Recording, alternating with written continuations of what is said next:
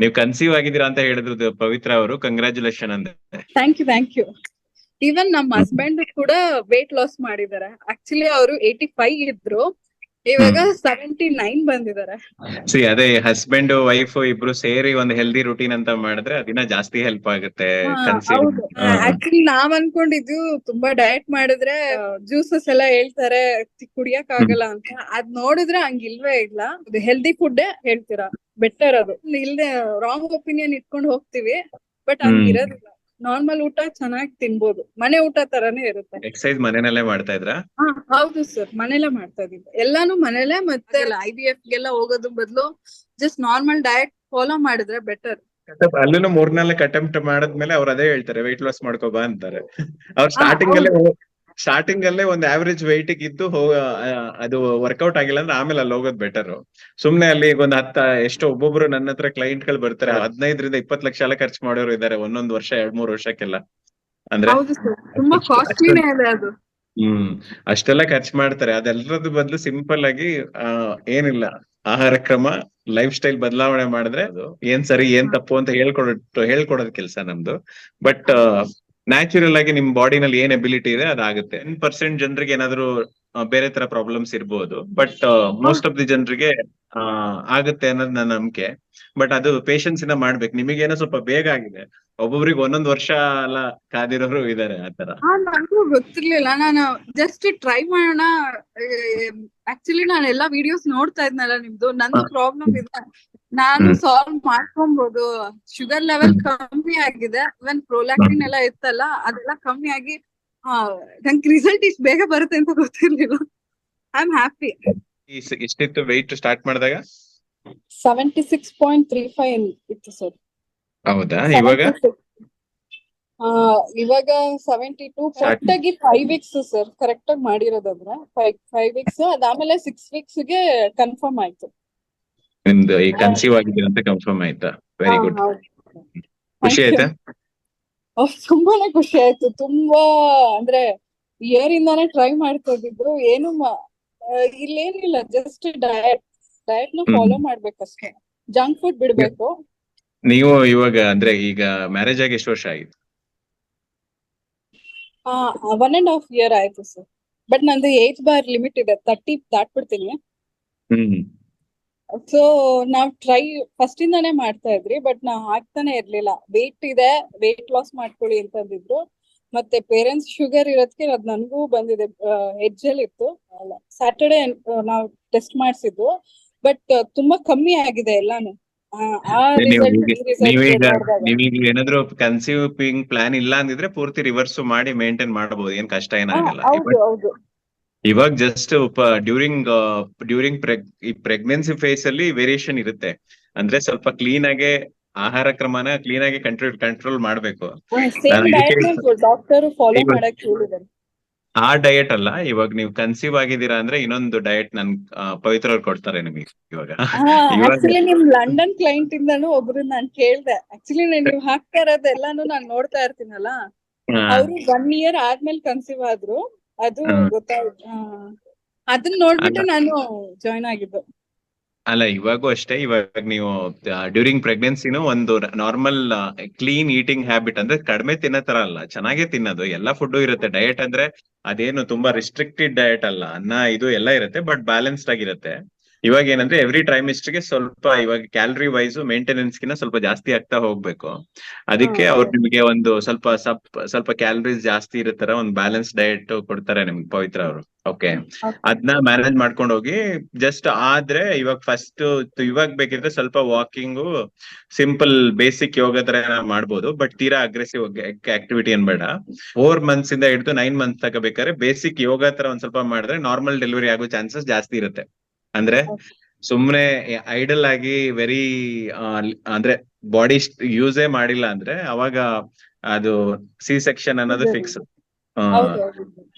So ಅದಕ್ಕೆ activity ಇದ್ದಾಗ normal delivery ಆಗೋ ಚಾನ್ಸಸ್ ಇರುತ್ತೆ. ನಾರ್ಮಲ್ ಪವಿತ್ರ ಅವರು ಇದೆಲ್ಲ ಅವರು ಸ್ವಂತ ಅಂದ್ರೆ ಆ ಫೇಸ್ ನೆಲ್ಲ ಗೋತ್ರು ಮಾಡಿದ್ದಾರೆ. ಸೊ ಅದಕ್ಕೆ ಅವ್ರು ನಿಮ್ಗೆ ಕರೆಕ್ಟ್ ಆಗಿ ಗೈಡ್ ಮಾಡೋದಕ್ಕಾಗತ್ತೆ ಕಂಪ್ಲೀಟ್ ಆಗಿ. ಹೌದು ಸರ್, ಅವ್ರು ಕರೆಕ್ಟ್ ಆಗಿ ಗೈಡ್ ಮಾಡ್ತಾರೆ. ನಮ್ಗೆ ಏನಾದ್ರು ಪ್ರಾಬ್ಲಮ್ ಇದ್ರು ಅವರು ಸೊಲ್ಯೂಷನ್ ಕೊಡ್ತಾರೆ. ಅದಕ್ಕೆ ನನ್ನ ವೇಟ್ ಲಾಸ್ ಮಾಡೋ ಜರ್ನಿಲಿ ಅವ್ರು ತುಂಬಾ ಸಪೋರ್ಟ್ ಮಾಡಿದ್ದಾರೆ ನಂಗೆ.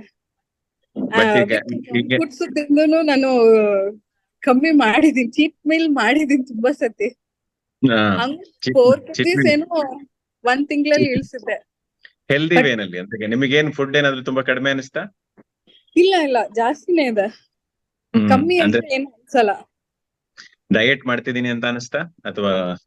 ಇಲ್ಲ, ಮನೆ ಊಟನೇ ತಿಂತಾ ಇದೀವಿ, ಹೆಲ್ದಿ ಊಟನೇ ತಿಂತೀವಿ. ರೂಟೀನ್ ಫಾಲೋ ಮಾಡ್ತಾ ಇದ್ರಿ, ಸೊ 1 ಮಂತ್ ಆದ್ಮೇಲೆ ಎಷ್ಟು ಕಷ್ಟ ಆಯ್ತು ನಿಮ್ಗೆ? ಕಷ್ಟ ಈಸಿಯಾಗಿ ಹೇಗೆ ಹೇಳ್ತಾರೆ? ಕಷ್ಟ ಅಂತ ಏನಿರ್ಲಿಲ್ಲ, ನಾವೇ ಅಡಿಗೆ ಮಾಡ್ಕೊಂಡು ಆರಾಮಾಗಿ ಫ್ಲೋ ಅಲ್ಲಿ ಹೋಯ್ತು ಎಲ್ಲ. ಸ್ಟಾರ್ಟಿಂಗ್ ಫಸ್ಟ್ ವೀಕ್ ಅಲ್ಲಿ ಸ್ವಲ್ಪ ಅಡಿಗೆ ಮಾಡೋದ್ರಲ್ಲಿ ಅಷ್ಟೇ, ಇನ್ನೇನಿಲ್ಲ.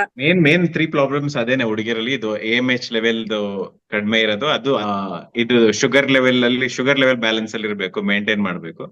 ಮತ್ತೆ ಥೈರಾಯ್ಡ್ ವೇರಿಯೇಷನ್ಸ್ ಇದ್ರು ಅದನ್ನು ಚೆಕ್ ಮಾಡ್ಕೊಂಡು, ಅದನ್ನು ಒಳ್ಳೆ ಲೈಫ್ ಸ್ಟೈಲ್ ಇದ್ರೆ ಒಂದ್ ಮ್ಯಾನೇಜ್ ಮಾಡ್ಬೋದು, ಅಂದ್ರೆ ಕಂಟ್ರೋಲಿಗೆ ತರ್ಬೋದು.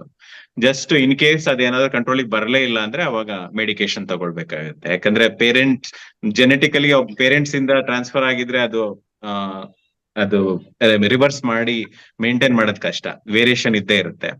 ಪೇರೆಂಟ್ಸ್ ಇದ್ದು ಬಂದ್ರೆ, ಬರೇ ಲೈಫ್ ಸ್ಟೈಲ್ ಇಂದ ಬಂದ್ರೆ ಅದು ರಿವರ್ಸ್ ಮಾಡ್ಬೋದು ಆತರ. ನಿಮ್ಗೆ ಅಂದ್ರೆ HbA1c ಮೋರ್ ದೆನ್ 6.5 ಎಲ್ಲ ಹೋಗದೆ ಇರೋ ತರ ನೋಡ್ಕೊಳ್ಳಿ. ಮೋಸ್ಟ್ಲಿ ನಿಮ್ ಆಕ್ಟಿವಿಟಿ ಮತ್ತೆ ಇದ್ರಲ್ಲೇ ಇದೆ ಕಂಟ್ರೋಲ್ ಮಾಡೋದು. ಓಕೆ, ಅದಾದ್ರೆ ಅದ್ ಮೇಂಟೈನ್ ಮಾಡಿದ್ರೆ ನಿಮಗೆ ನಿಮ್ದು ಈ ಡ್ಯೂರಿಂಗ್ ಪ್ರೆಗ್ನೆನ್ಸಿ ಮತ್ತೆ ಮುಂದೆ ಡೆಲಿವರಿ ಟೈಮ್ ಅಲ್ಲಿ ಎಲ್ಲ ಕಾಂಪ್ಲಿಕೇಶನ್ ಜಾಸ್ತಿ ಇರೋದಿಲ್ಲ, ಇವನ್ ಬೇಬಿ ಹೆಲ್ತ್ ಚೆನ್ನಾಗಿರುತ್ತೆ ಅಂತ. ಓಕೆ, ಆಕ್ಚುಲಿ ನೀವ್ ಇವಾಗ್ಲೇ ತುಂಬಾ ಜನ ಪ್ರೆಗ್ನೆನ್ಸಿ ಅಂದ ಕೂಡಲೇ ತುಂಬಾ ಚೆನ್ನಾಗಿ ತಿಂದು ಮಜಾ ಮಾಡ್ಬೇಕು ಆತರ ಎಲ್ಲ ಒಂದ್ ಇದಿರತ್ತೆ. ಅದು ಈಗ ಶುಗರ್ ವೇರಿಯೇಷನ್ ಇರೋರಿಗೆ ಅದು ಸ್ವಲ್ಪ ಕಷ್ಟ, ಅದ್ ಮಾಡ್ಬಾರ್ದು ಆಕ್ಚುಲಿ ಆತರ. ಓಕೆ, ಇವಾಗೇನ್ ಜಾಸ್ತಿ ತಿನ್ನಿ, ಇವಾಗ ಏನ್ ತಿನ್ಬೇಡಿ ಅಂತ ಹೇಳ್ತಿಲ್ಲ, ಬರೀ ಆಳು ಮುಳು ತಿನ್ಬೇಡಿ ಅಂತ. ಅಂದ್ರೆ ನಾರ್ಮಲ್ ಊಟ ತಿನ್ನಿ, ಬ್ಯಾಲೆನ್ಸ್ಡ್ ಆಗಿ ತಿನ್ನಿ ಅಂತ.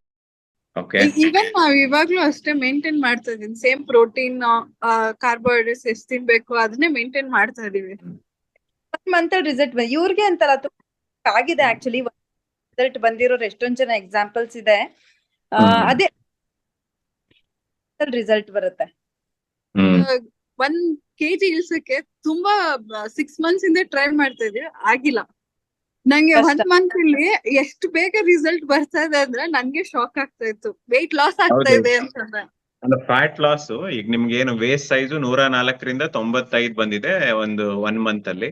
ಆಮೇಲೆ 110ರಿಂದ 103 ಅಪ್ಪರ್ ಬಾಡಿ ಮೆಜರ್ಮೆಂಟ್ಸ್. ಸೊ ಎಲ್ಲ ಒಂದು ಆಲ್ಮೋಸ್ಟ್ 10 ಸೆಂಟಿಮೀಟರ್ ಹತ್ರ ಕಡಿಮೆ ಮಾಡಿದೀರಾ.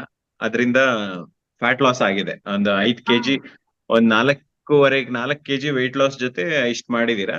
ಅದರಿಂದ ನಿಮಗೆ ನ್ಯಾಚುರಲ್ ಆಗಿ ಕನ್ಸೀವ್ ಆಗಿದ್ದೀರಲ್ಲ, ವೆರಿ ಗುಡ್. ನಿಮ್ದು ವೆಯ್ಟ್ ಲಾಸ್ ಅನ್ನೋದು ನಾವು ಹೈಲೈಟ್ ಮಾಡ್ತಾ ಇಲ್ಲ, ಇಟ್ಸ್ ಮೇನ್ಲಿ ಕನ್ಸೀವ್ ಆಗಿರೋದು ನಮ್ಗೆ ಇದು.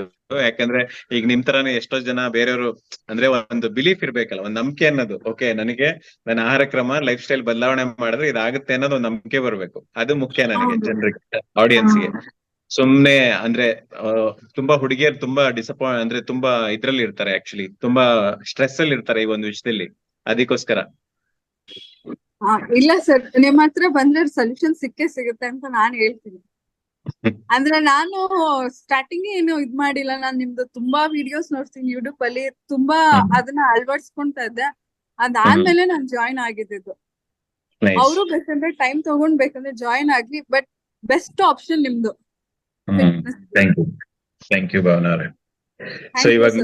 ಥ್ಯಾಂಕ್ ಯು, ಖುಷಿ ಆಯ್ತು ನಿಮ್ ಜೊತೆ ಮಾತಾಡಿ. ಏನೇ ಇದ್ರು ಕೂಡ ನನಗ್ ಕಾಲ್ ಮಾಡಿ, ನನಗ್ ಮೆಸೇಜ್ ಮಾಡಿ, ಇನ್ಫಾರ್ಮ್ ಮಾಡಿ.